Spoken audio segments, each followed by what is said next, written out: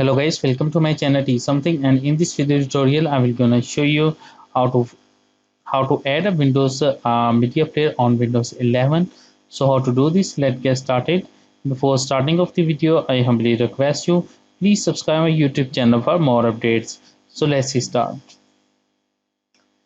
Okay guys, first of all going to your settings of your Windows, go to your apps, click on option features, click on view features and find out a Windows media player. Now here is a Windows media player. Select it, click on next button. Now after doing this step, click on install.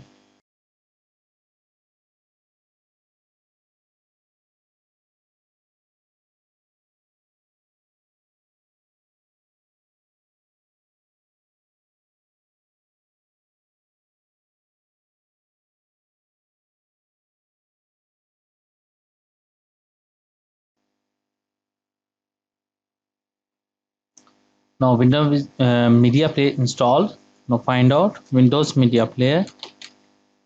Now you can see that Windows media player is installed. Close it. In the search box, find out a Windows media player. Now open a Windows media player.